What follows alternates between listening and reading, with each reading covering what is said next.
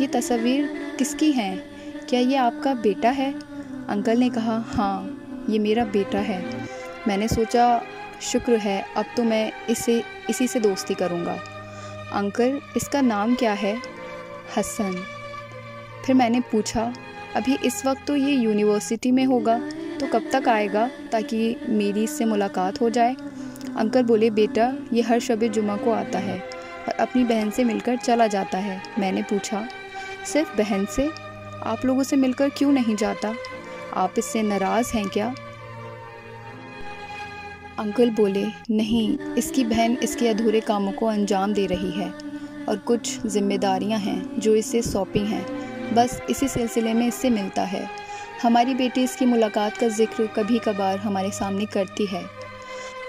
हसन इससे जिस्मानी तौर पर नहीं मिलता। मैंने हैरत से पूछा, मतलब? इसका क्या मतलब है अंकल? आपकी बातें मुझे बहुत अजीब लग रही हैं। आखिर कैसे मिलता है वो नूर? मेरा मतलब है कि कैसे मिलता है आपकी बेटी से? अंकल ने कहा, वो इसके ख्वाब में आता है या फ़कत मेरी बेटी को इसके साथ का एहसास होता है, इसी तरह जैसे वो एक साई की तरह उसके साथ चलता हो। मेरी हैरत में इजाफा होता चला जा रहा था। अंकल, वो आपका सगा बेटा तो है ना, जो वो इस तरह आपकी बेटी से मिलता है? मुझे लगा कि अंकल की आंखों में नमी आ रही है और वो बोले, मेरा हसन एक शहीद है। मेरा हसन मेरा फ़ख्र है। मेरा बेटा वो है जिसे हमने भी ये सोचने पर मजबूर कर दिया कि मेरे बच्चे ने हमें बहुत कुछ सिखाया है। अंकल बोल रहे थे और मैं अंकल के चेहरे को तकता जा रहा था।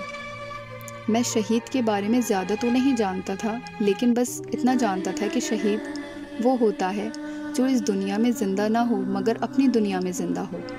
हसन बहुत खूबसूरत था। अंकल की बातों के बाद मैं हसन की तस्वीर को देखता रहा। उसकी मुस्कुराहट मेरी आंखों में ही रह गई। अंकल ने मेरी मरहम पट्टी की और मुझे खिलाया पिलाया और मुझे अच्छे से रुखसत किया।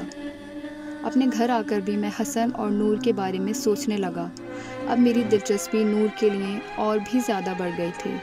अब मेरी दिलचस्पी की दूसरी वजह हसन भी था। मैं जानना चाहता था कि इसके साथ क्या हुआ और ये कैसे शहीद हुआ। अब मैंने ठान लिया कि और मालूमात करूँगा। हो सकता है नूर से जुड़े सवालों का जवाब भी मुझे मिल जाए कि आखिर ऐसी भी लड़कियाँ होती हैं क्या कि जिनकी ताज़ीम करने को जी चाहे।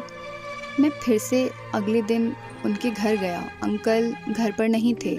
मैंने आंटी को पैगाम दिया कि अंकल आए तो कहिएगा कि आबान आया था और किसी सिलसिले में उनसे ज़रूरी बात करना चाहता है।